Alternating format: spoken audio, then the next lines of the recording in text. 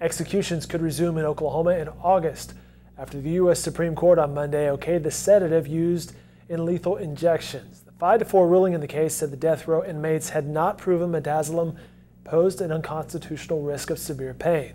Oklahoma Attorney General Scott Pruitt has asked the Oklahoma Court of Criminal Appeals to set execution dates beginning in August for 3 death row inmates who have exhausted their appeals. Here with more on the High Court's decision and its impact is the Oklahoman's Washington, D.C. reporter, Chris Castile. And sir, thanks for joining us today. Glad to do it, Dave. This ruling today, 5-4, was not a huge surprise, was it? No, it really wasn't. I don't think, to anybody watching the case closely. I mean, it was clear, Dave, at oral arguments in the case in April, that the conservatives on the court, and there's 5 of them, were clearly not sympathetic to this case at all. And there were a couple of reasons. One is that, the Supreme Court, not to dumb this down too much, but it's the final court of appeal in the United States. And for a case to get to it, it has to have gone through lower levels first. And in this case, it started out with a federal judge in Oklahoma City who took evidence about midazolam, the effects of midazolam, the sedative in this 3-drug protocol. And then he made a decision about, whether it could be an effective sedative. And kind of at oral arguments and in the opinion, as well the majority opinion, and basically what the conservatives said, look, it's not our job to decide what midazolam does. That was done at the lower level. We're not going to get into some back and forth about the facts of this drug. And the district judge, the federal district judge's opinion was upheld by the 10th Circuit Court of Appeals before it got to the Supreme Court. So there was that angle to it. Look, we're not a trier of fact here, bring us a constitutional issue, but don't tell us how midazolam works. It's not our job. But the second thing is that the Supreme Court has never struck down a particular method of an execution. And that's not to say that they wouldn't. If a state were to come up with some, cruel and unusual punishment, some obviously torturous thing, they would, and they could, but they haven't. And this wasn't, it was very clear from oral arguments, that this wasn't going to be the time, that they did do it. And again, as I said, you had these lower court rulings basically saying this drug is constitutional. We're joined on the phone with Chris Castile. He's in Washington, D.C. today, where a 5-4 decision was ruled in the Supreme Court today. And Chris, the justices were actually pretty divided on the issue. Did this decision perhaps open a larger question about capital punishment?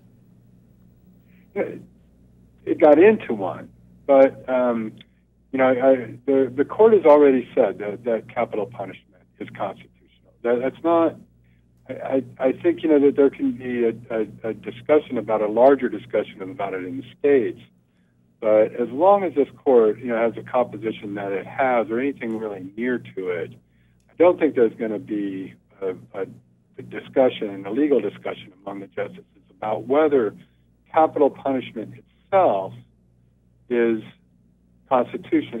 The court grapples with death, the death penalty all the time, and in terms of the procedures, how it can be imposed. I don't mean how people can be executed, but the trials, the appeals, how all of that has to work to ensure that a defendant or a prisoner's rights were protected. But once all of that is exhausted, the court has said the Constitution allows capital punishment.